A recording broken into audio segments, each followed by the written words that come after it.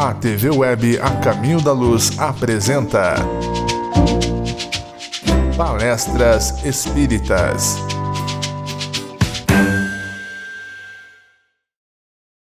Minhas amigas, meus amigos, queridos companheiros de Ideal Espírita, uma alegria compartilhar esses momentos com todos vocês.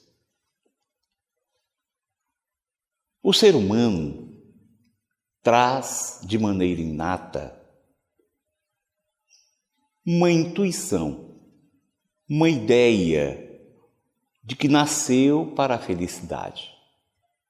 Intui essa possibilidade real de ser feliz. Mas o que é ser feliz? Essa é uma dificuldade, essa compreensão do que determina a felicidade é um problema com que se debate todos os seres humanos. Porque cada qual procura a felicidade em níveis diferentes, em atitudes e atividades diferentes. De fato, se assim perguntarmos o que é ser feliz, as respostas serão múltiplas. Aristóteles, o grande filósofo grego, que viveu no século IV a.C., entendia que ser feliz é desenvolver as virtudes, é viver virtuosamente. Epicuro, também filósofo grego dos séculos IV e III a.C., compreendia que era necessário viver os desejos, satisfazer os desejos de maneira equilibrada. Zenão de Sítio, contemporâneo de Epicuro, entendia que havia a necessidade de desenvolver a tranquilidade a partir da aceitação e do autoconhecimento. Maomé, o grande profeta do Islã, preconizava a felicidade como sendo a esperança no futuro e a vivência da caridade. Karl Marx, o filósofo do século XIX, que influenciou toda uma geração, buscava a felicidade na vivência de uma sociedade igualitária. Entendia que somente se poderia ser feliz construindo uma sociedade igualitária. Mais atualmente, a psicologia positiva, que surgiu por volta da década de 1980, tendo um dos seus pais, psicólogo Martin Seligman, entende que é preciso focar na saúde mental e que ser feliz é uma questão de manter e de experimentar as emoções positivas. Dessa forma, nós poderíamos citar várias opiniões, vários pensamentos acerca do que seja a felicidade e de como se alcançar esse estado feliz. Com o advento do materialismo, por volta do século XVII, XVIII, alcançando um acme no século XIX, o desenvolvimento vertiginoso da ciência, do conhecimento científico, levou aos cientistas a entenderem que a humanidade, a partir dessa tecnologia construída com o saber científico, iria, de uma vez por todas, exterminar com o sofrimento, com a infelicidade no mundo. Porque partindo de paradigmas materialistas, compreendendo que a vida apenas se relaciona com a materialidade, entendiam que com o conhecimento, com o domínio das leis que regem o mundo material, poderíamos gerar toda uma gama de possibilidades para traduzir esse conhecimento em felicidade para o ser humano. E até preconizavam que o homem não precisaria mais das religiões. Vaticinavam o fim das religiões. Porque em seu conceito, essas religiões haviam sido criadas pelo homem na sua ansiedade, na sua fragilidade diante das questões do viver. Mas o tempo passou. Nós continuamos a desenvolver o pensamento científico, a conhecer as leis, às vezes mesmo com tudo aquilo que parecia ficção até pouco tempo atrás, tornando-se uma realidade. Mas no nosso mundo, no nosso momento, o ser humano é feliz? Todos nós sabemos da grande carga de aflição que predomina no mundo. E sabemos também que essa infelicidade, ela está presente não apenas nas camadas mais humildes, nas regiões miseráveis do planeta, onde a grande dor é secundária, em especial à carência, à indignidade do viver. Mas também nas classes mais favorecidas, nos grandes milionários, a infelicidade é verdadeira, existe. O fato de se ter, de se possuir bens em abundância não confere felicidade.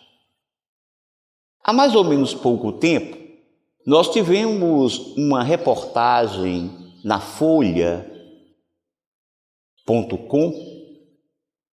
em que se traduzia, se mostrava uma pesquisa realizada nos Estados Unidos, notadamente por um economista que foi Prêmio Nobel de Economia em 2002, Daniel Kahneman.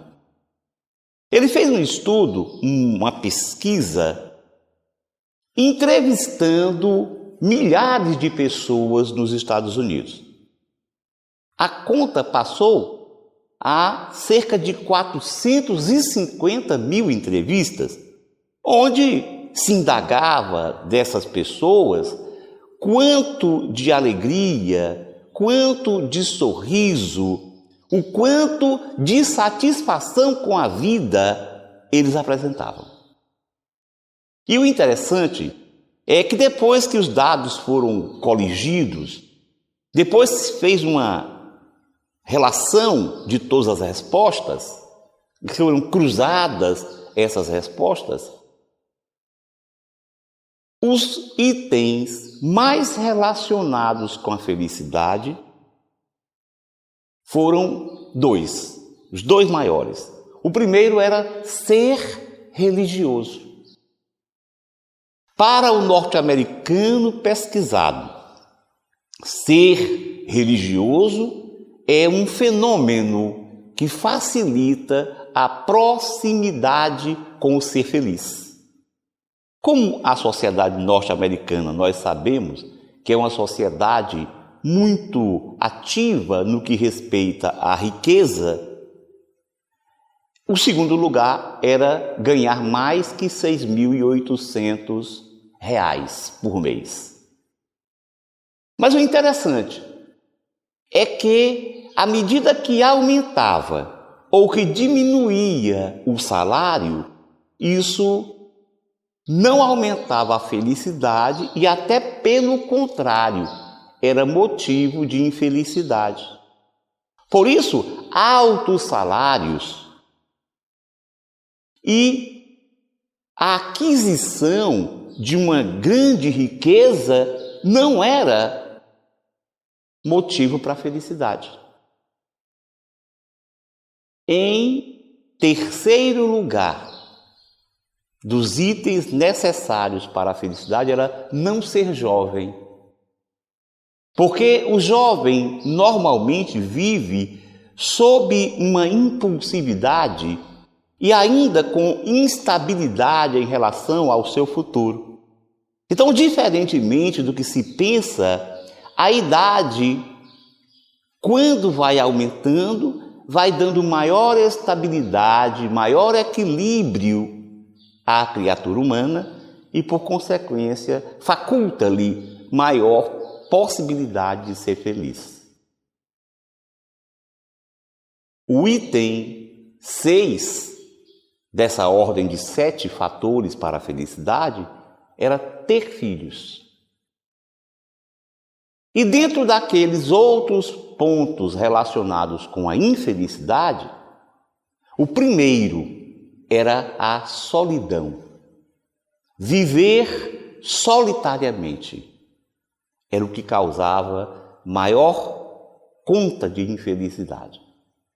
Então a gente já vê, e olha que nós precisamos levar em consideração que essa análise, essa pesquisa do Kahneman é uma pesquisa que fala de felicidade aos moldes de um pensamento pragmático, materialista e imediatista.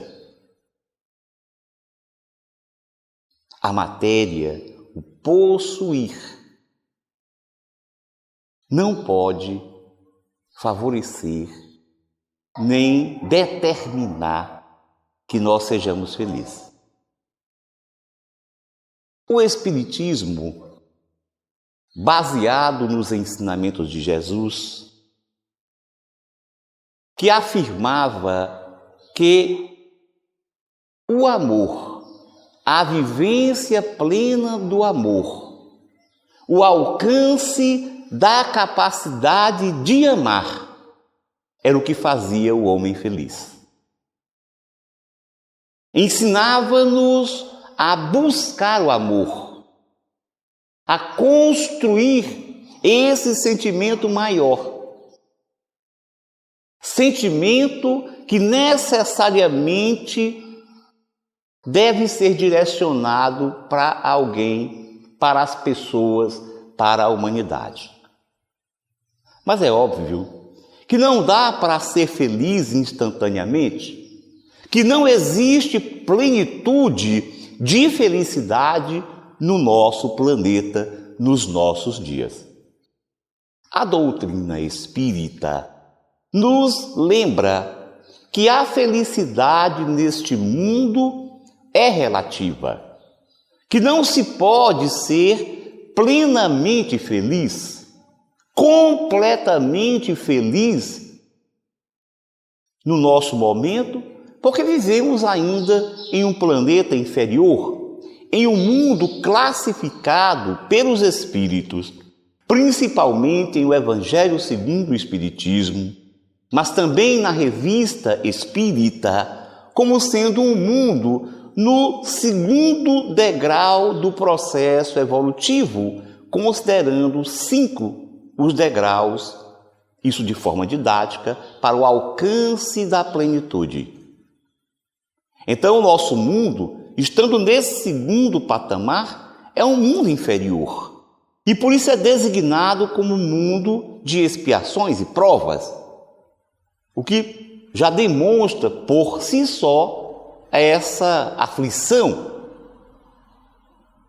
O mal que predomina determinando mal-estar e aflição, porque nós somos, na verdade, seres perfectíveis.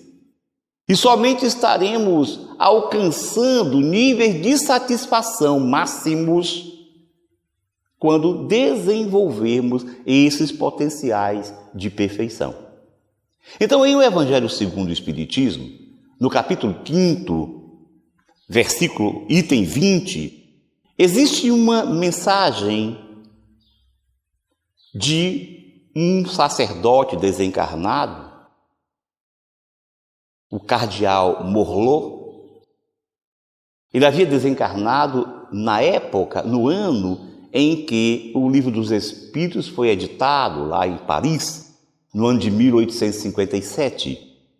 E em 1863, ele dava uma mensagem que foi inserida depois por Allan Kardec, neste 5º capítulo de O Evangelho segundo o Espiritismo, que é o 2º capítulo mais extenso desta obra, só perdendo mesmo para o último capítulo, o capítulo de número 28, que traz uma coletânea de preces.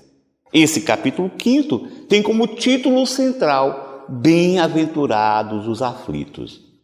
Então, o cardeal Morlot, neste item 20 do capítulo 5º, que tem como título A Felicidade Não É Deste Mundo, traz à tona um ensinamento contido em um livro bíblico que compõe os livros sapienciais do Antigo Testamento, o livro de Eclesiastes, que é assinado por Coelete.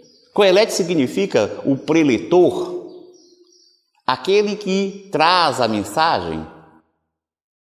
Mas todos admitem que o livro foi escrito pelo rei Salomão. Naquele livro de Eclesiastes já se afirma que não é possível ser feliz neste mundo. Mas os Espíritos ensinam, em O Livro dos Espíritos, que a felicidade, embora não se possa desenvolvê-la em ponto maior, embora não se possa atingir a plenitude de ser feliz, é sim perfeitamente viável ser relativamente feliz.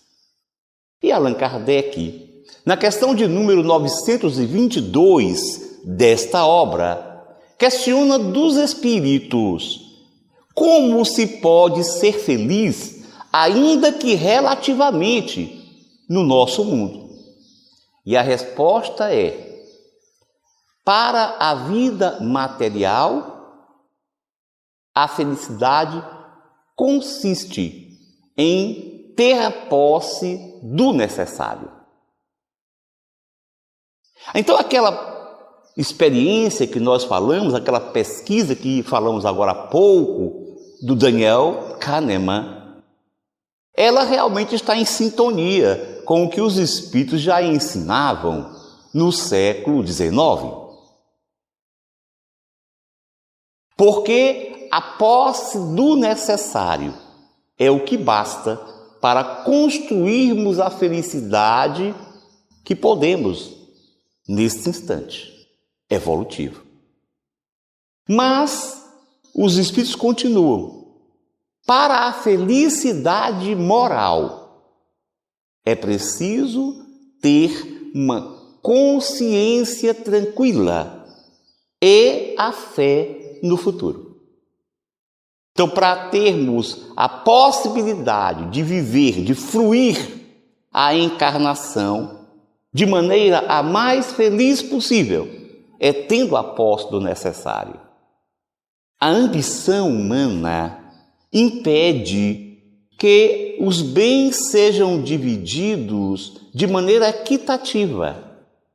Não é que todo mundo vai ter o mesmo grau de riqueza, porque os Espíritos também já ensinam, tanto em O Evangelho segundo o Espiritismo, quanto em O Livro dos Espíritos, que uma riqueza igual para todas as pessoas, um acúmulo ou uma vivência de bens materiais do mesmo patamar, era uma questão de tempo, porque as pessoas têm diferentes formas de lidar com a riqueza material.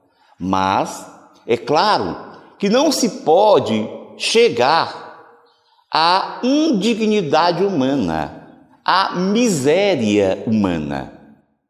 Mas a miséria que existe no mundo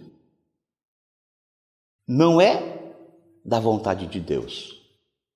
É resultado da nossa ambição, da ambição desmedida que existe no nosso planeta.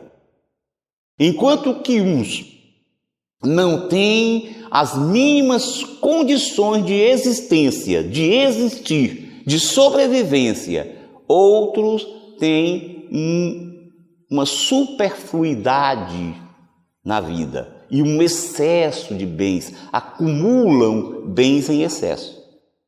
Se nós desenvolvêssemos um pouco mais a fraternidade, mesmo que os ricos sempre existissem e os pobres também sempre existissem, nós não teríamos miseráveis.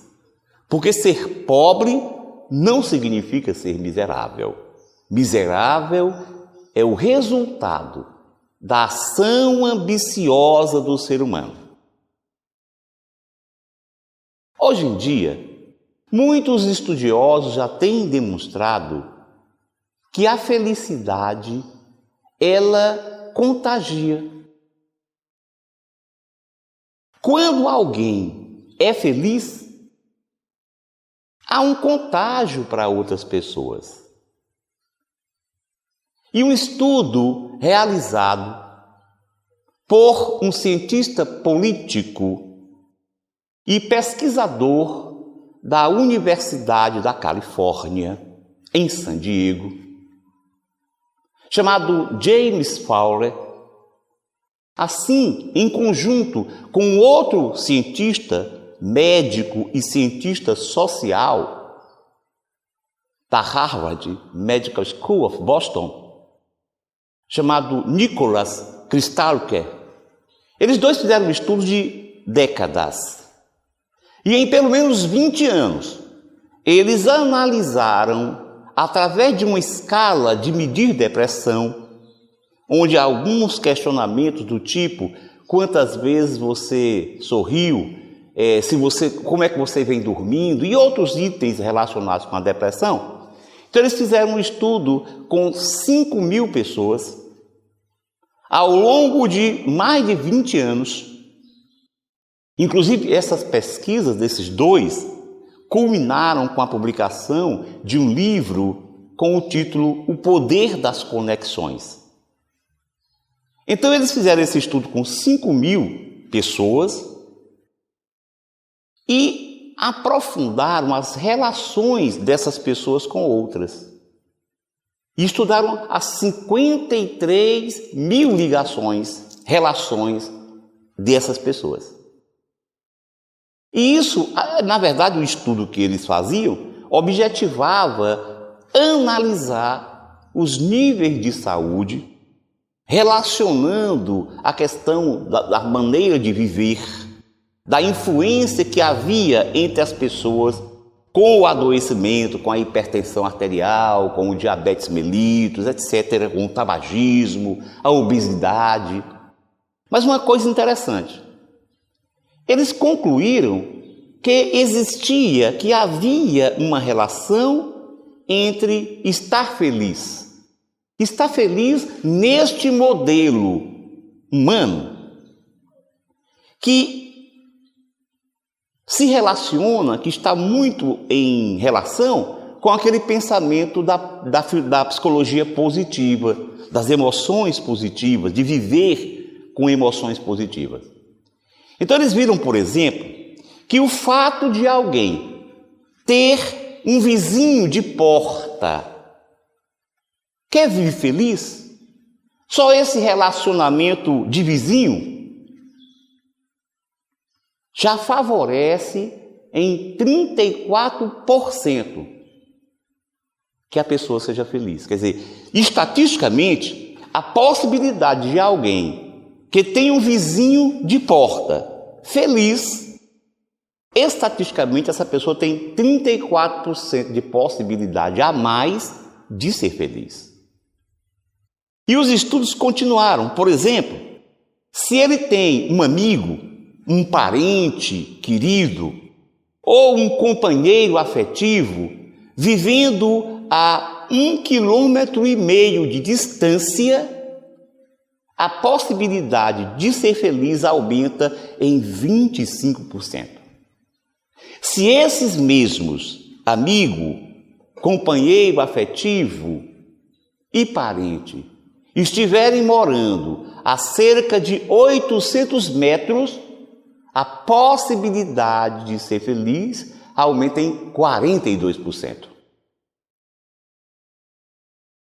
Ter um amigo feliz favorece a possibilidade imediata de 15% para ser feliz. Quer dizer, há um incremento de 15% de possibilidades para ser feliz. Mas o mais espantoso nisso tudo é que eles mostraram que esse contágio de emoções, que esse contágio de felicidade não acontece apenas com as pessoas que se lidam diariamente. Porque isso, inclusive, já havia sido estudado anteriormente. E o Daniel Goleman, aquele psicólogo que escreveu um livro sobre inteligência emocional, bastante conhecido e estudado no mundo inteiro, adentrando uma nova ideia acerca de inteligência. O Daniel Goleman já cita pesquisas neste livro, onde ele mostra que existe um contágio emocional. Tanto as emoções positivas quanto as emoções negativas contagiam.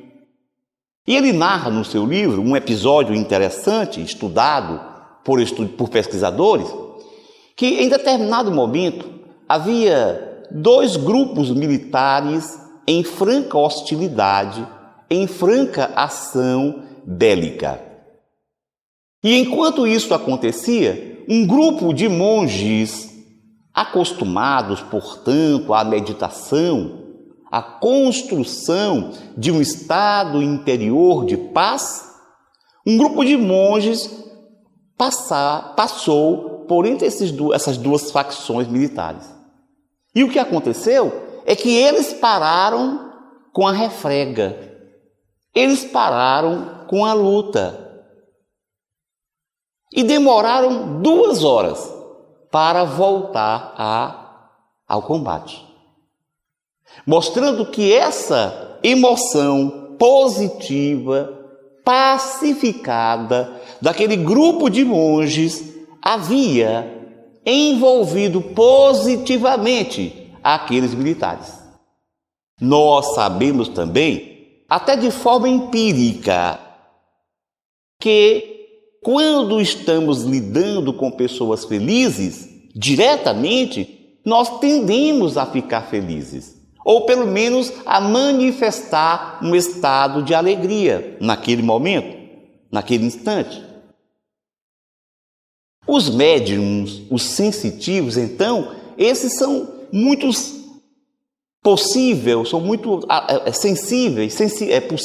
passíveis, melhor dizendo, de ser influenciados. Muitos médiuns, quando chegam num velório, choram mais do que a viúva.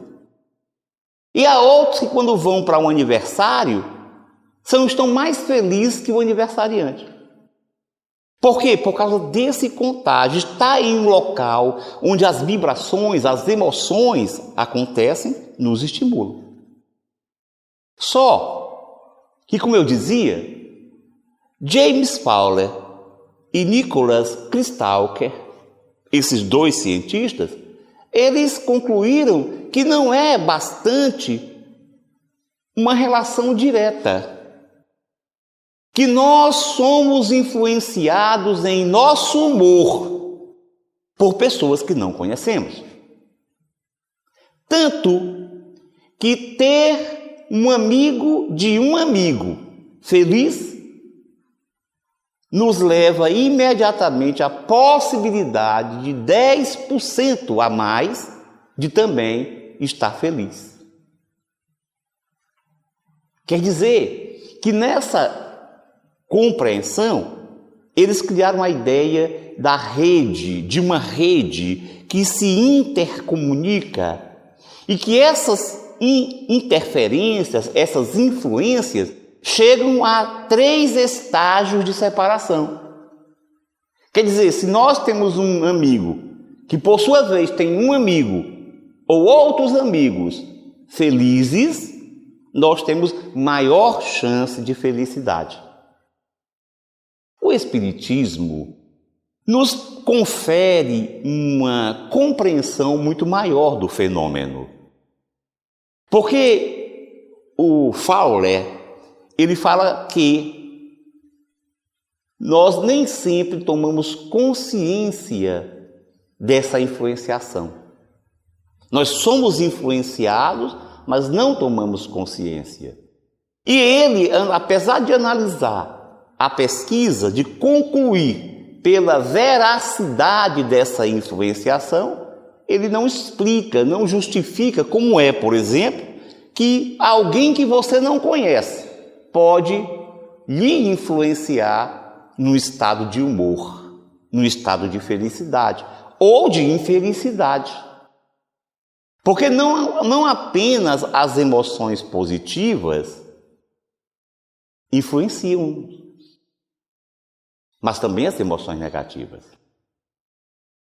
Da mesma maneira que ter alguém feliz próximo, lidar, conviver com alguém que se sente feliz, influencia-nos positivamente na construção da nossa felicidade. Também conviver com pessoas infelizes influenciam-nos na infelicidade. Eles estudam e afirmam o seguinte, que se o seu vizinho, durante o ano, passa 10 dias com um quadro de aflição e de infelicidade, você tem grande chance de passar pelo menos 2 dias também com mal-estar. E o seu vizinho morando na casa dele, claro. Mas eles explicam também que o sentimento de felicidade, ele tem um maior poder que o sentimento de infelicidade.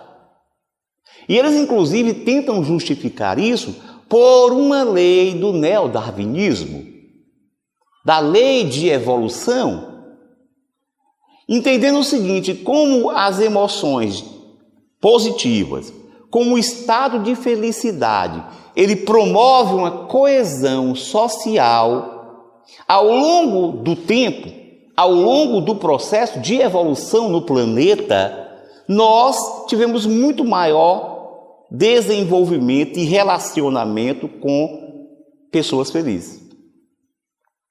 E uma coisa interessante, apesar de haver uma neutralização entre vibrações de felicidade e de infelicidade, as de felicidade têm uma maior potência. Traduzidas estatisticamente por eles da seguinte forma, eles chegaram à conclusão que a possibilidade de alguém ser feliz num contato com outro feliz imediatamente é de 9%. Mas de ser infeliz é de 7%. Quer dizer, há um maior poder da felicidade. Há um maior poder influenciador dos sentimentos felizes. Mas o Espiritismo, eu dizia, ele tem uma possibilidade, ele nos explica mais coerentemente como isso acontece. Porque desde o século XIX, quando surgiu a doutrina espírita, nós sabemos, pelo ensinamento desses espíritos, que há uma matéria sutil. O fluido cósmico em que todo o universo está imerso. E nós mesmos, nesta dimensão material, estamos imersos neste fluido cósmico. Este fluido cósmico, na visão atual, nós poderíamos conceituar como sendo uma energia não física. Porque a física quântica já nos remeteu ao entendimento de que existem diversas formas e dimensões da matéria e que energia e matéria são duas faces da mesma moeda. Isso classicamente foi demonstrado na forma matemática por Albert Einstein, o grande cientista, o grande gênio do século XX, na sua célebre fórmula de energia igual a massa vezes a velocidade da luz ao quadrado. Mostrando-nos, demonstrando-nos que é possível transformar energia em matéria e vice-versa. E isso já foi inclusive aplicado do ponto de vista prático. É certo que mal aplicado, porque as bombas atômicas são uma aplicação desse processo, dessa fórmula, desse conhecimento. E o Espiritismo também nos fala sobre isso, dizendo que toda a matéria que existe resulta da modificação do fluido cósmico. Então a física quântica, ela caminha até determinado ponto naquilo que nós podemos designar de energias físicas. Mas o Espiritismo vai além, porque nos ensinam a existirem energias não físicas, para além, com a maior sutilidade do que essas energias que já são extremamente sutis, analisadas pelos cientistas quânticos. Como esses fluidos, denominação utilizada por Kardec, até porque falar de energia, de um tipo de energia no século XIX, quando o conceito de energia baseava-se na física newtoniana, na mecânica newtoniana, então, claro que Kardec não podia usar um termo do tipo energia não física, e ele usou o termo mais propício para se entender, que é o termo fluidos. Então, esses fluidos estão em nosso derredor.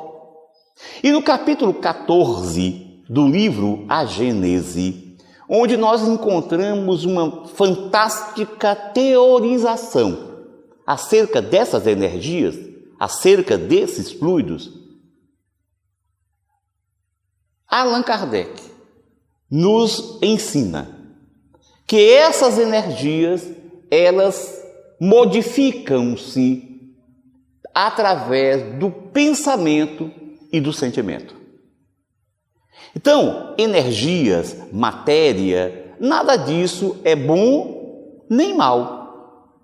O que torna uma energia, o que torna um corpo material bom ou mal, é o ser consciente que utiliza essas energias, que manipula esse corpo material. Então, de modo que quando nós pensamos e quando nós sentimos, nós modificamos os fluidos ao nosso derredor, criamos uma atmosfera fluídica compatível com o que pensamos e com o que sentimos. E que essa atmosfera fluídica, ela pode influenciar outras pessoas. Então, como nós vimos, o Espiritismo, há mais de um século e meio, já nos ensina isto que nós estamos vendo ser descoberto pelos cientistas acerca da influenciação, com uma teoria muito mais lógica, racional. Ao sentirmos e ao pensarmos, criamos isso e nos influenciamos. É claro que para ser influenciado por essas energias, há necessidade de estarmos numa sintonia. Porque da mesma maneira como as emoções positivas, como os níveis de felicidade, têm um potencial maior de influenciação do que aquelas energias, aquelas emoções negativas de infelicidade, se nós vibrarmos positivamente, nós não nos permitiremos influenciar negativamente pelos pensares e pelos sentimentos negativos. No entanto, as pessoas que estejam mesmo sintonizadas no pensamento negativo deverão, de uma ou de outra forma, obter algum benefício quando vibramos, quando sentimos, quando pensamos positivamente. E aí, nós podemos estabelecer uma responsabilidade de cada um de nós na construção da felicidade no nosso mundo. O Espiritismo ensina-nos da necessidade, como vimos na questão 922, de ter uma consciência tranquila e a fé no futuro para a construção da felicidade moral. Então a felicidade, mesmo relativa no nosso planeta, ela é construída.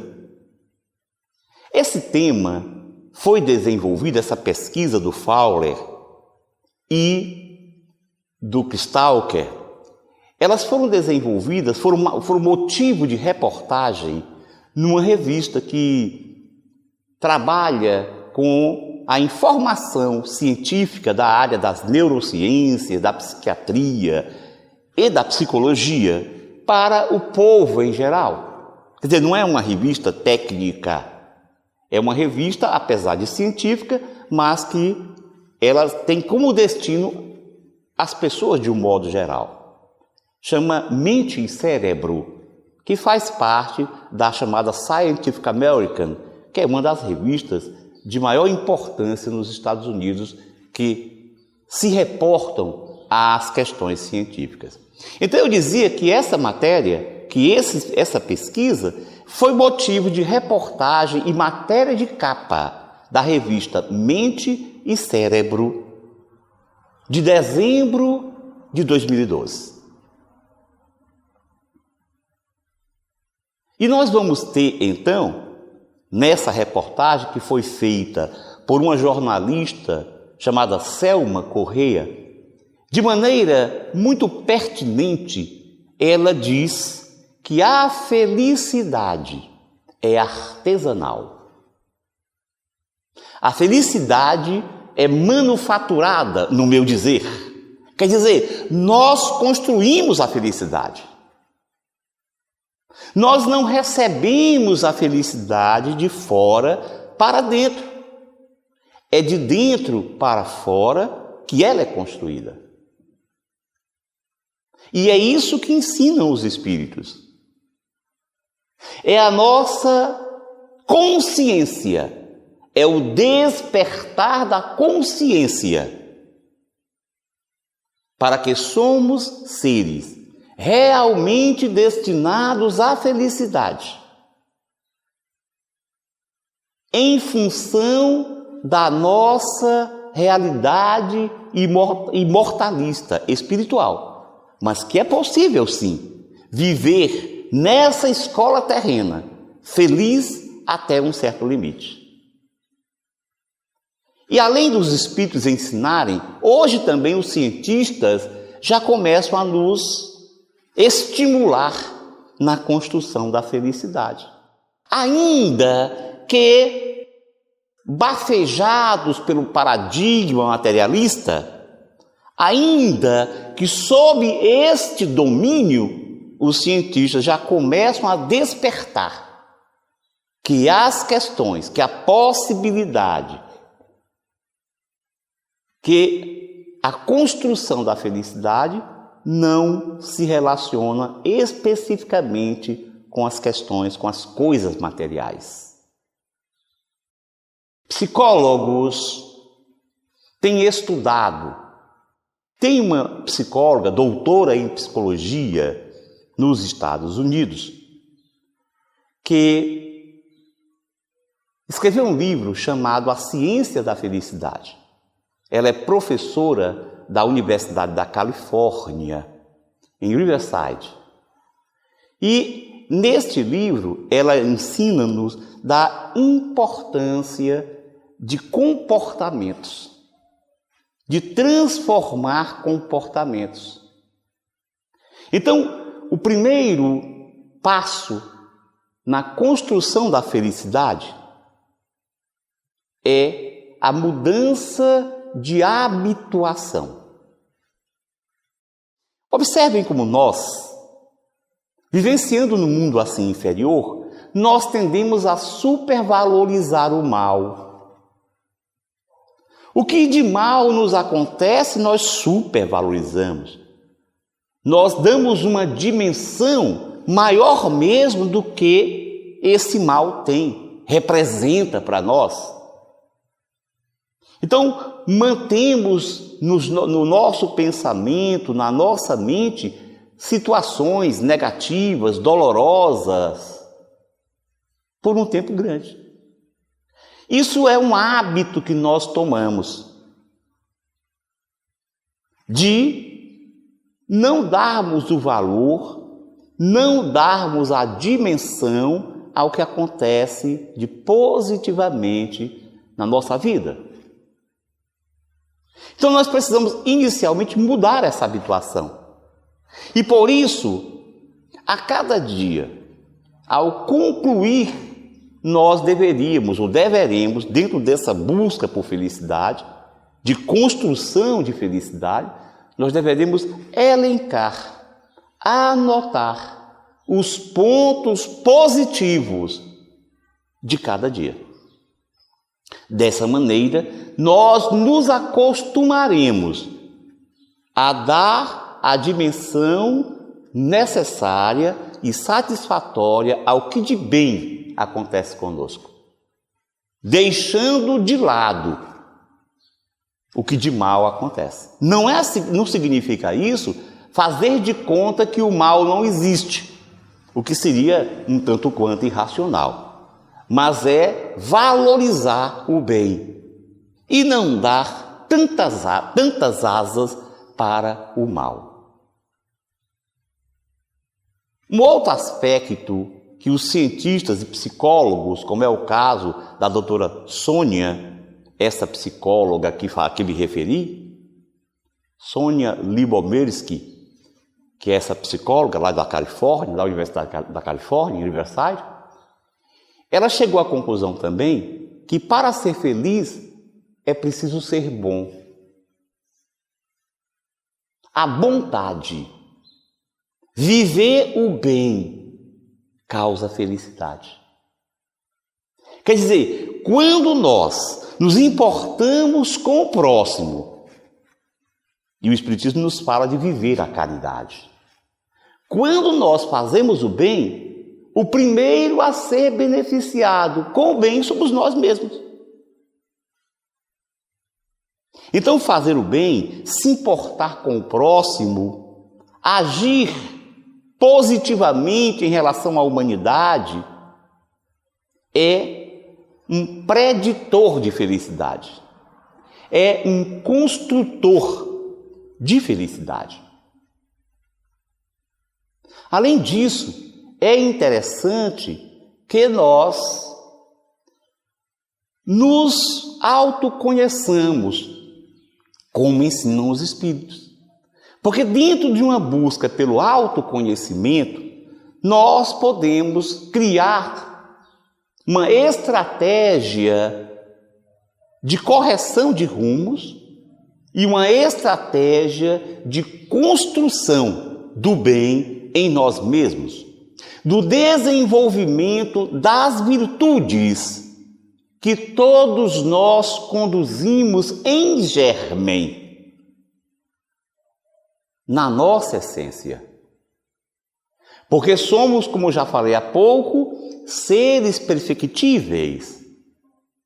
É por isso mesmo que no livro Gênesis do Antigo Testamento há uma afirmativa de que nós fomos criados à imagem e semelhança de Deus. Não é que Deus tem uma forma humana, porque a nossa forma humana é uma forma animalizada. O nosso corpo é um ser biológico, mas nós não somos o corpo, nós somos espíritos. E é exatamente nessa capacidade de ser feliz, nessa potencialidade para a perfeição que nós fomos criados à imagem e semelhança de Deus. Esta é a nossa herança divina, é o que nos torna seres perfectíveis, ou, como dizia Jesus, retomando o ensinamento do Antigo Testamento: vós sois deuses, contido no Evangelho segundo João. Vós sois deuses, nós somos espíritos, nós fomos criados para a felicidade e trazemos toda a potencialidade virtuosa.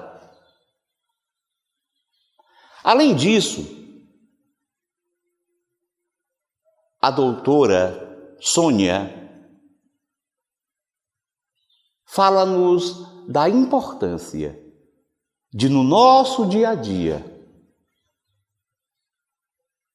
nós acreditarmos que sempre é possível melhorar. Alguém pode dizer, mas isso é muito frágil. Não. Isso se chama otimismo. É preciso viver com otimismo. Não significa um otimismo que não vê o que existe de mal no mundo, o que existe de complicado no mundo. Não. Mas é acreditar que a partir da nossa ação, o mundo pode melhorar, a vida pode melhorar. Ser otimista é um dos pontos imprescindíveis no construto da felicidade, diz a doutora Sônia no seu livro A Ciência da Felicidade. Mas, diante daquilo que acontece conosco no cotidiano e que nos parece um mal,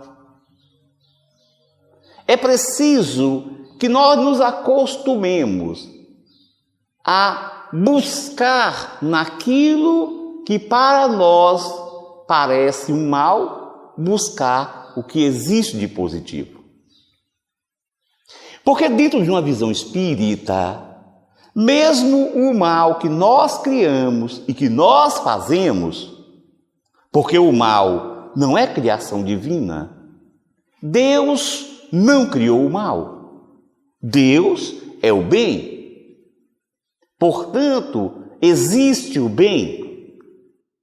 Ele permite o mal para que nós, em um processo de aprendizagem, um processo dialético de aprendizagem, que nós possamos entender, concluir o que é o bem pela sua ausência. E o mal ensinam os espíritos em O Livro dos Espíritos. No livro 3º é a ausência do bem. Então, toda vez que nós espíritos, em caminhada evolutiva neste mundo ou em outros mundos, toda vez que nós, quando vamos optar por uma atitude, quando vamos escolher um comportamento, toda vez que nós nos distanciarmos da lei divina, que é o bem, nós criamos o mal.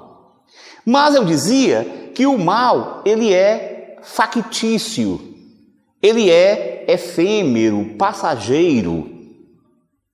E por isso, até o mal, e a lei de Deus é sábia, até o mal que fazemos e criamos serve para o desenvolver em nós dessa realidade do bem.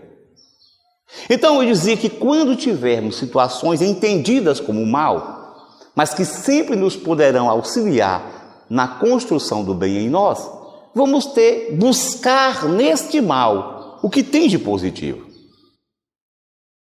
Ainda para a humanidade, a morte é um grande mal. Pelo desconhecimento do que seja, pela fuga ao estudo acerca das questões tanatológicas, o homem teme a morte. E quando ela se faz nas suas relações mais próximas, há um grande sofrimento. Isto é motivo de grande aflição, de profunda infelicidade. Então imaginem alguém que perdeu, por exemplo, a mãe. Essa pessoa se entristece, mas é preciso que nessas situações se elejam e se busquem o que existe de positivo.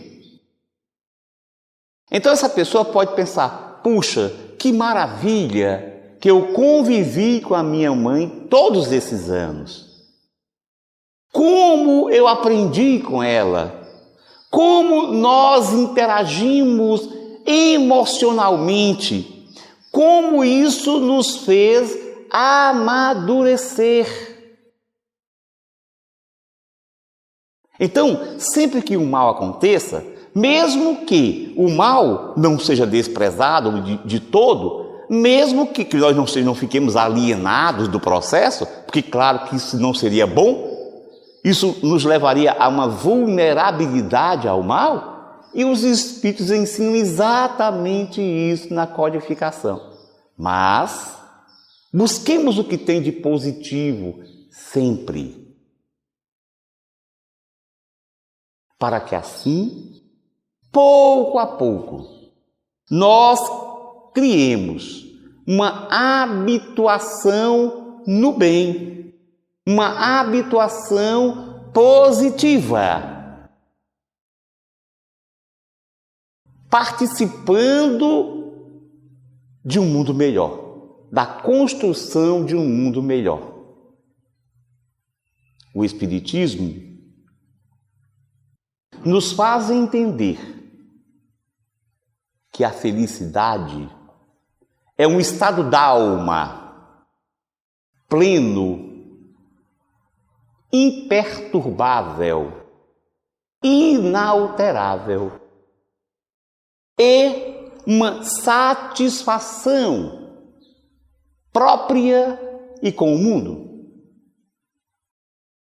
Para sermos felizes, necessitamos unicamente de penetrarmos na profundidade de nós mesmos, à busca da nossa essência espiritual, para encontrarmos nessa profundeza abissal do ser que nós somos, a divindade. Porque Deus está em nós. Porque Deus, além disso, nos envolve. E nós fomos criados para a felicidade. A partir de então, se cada um de nós, num esforço cotidiano, nos fizermos felizes na maior possibilidade possível, de viver assim neste nosso planeta, nós seremos não apenas seres plenos para o mundo, satisfeitos com a vida, compreensivos da própria realidade, entendendo o futuro, aceitando a nossa realidade e o mundo.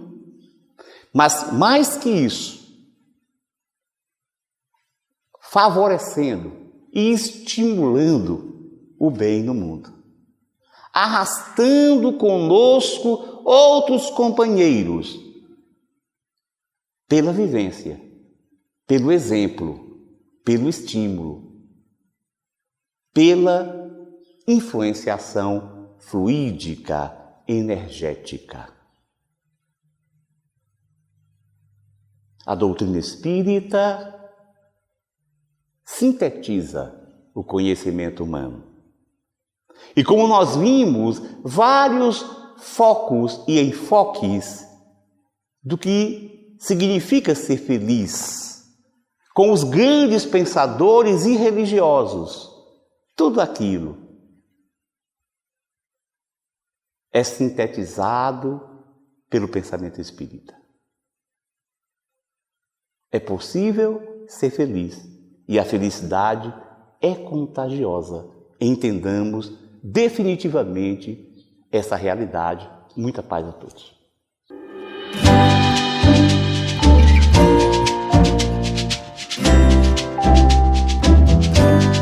A TV Web A Caminho da Luz apresentou Palestras Espíritas.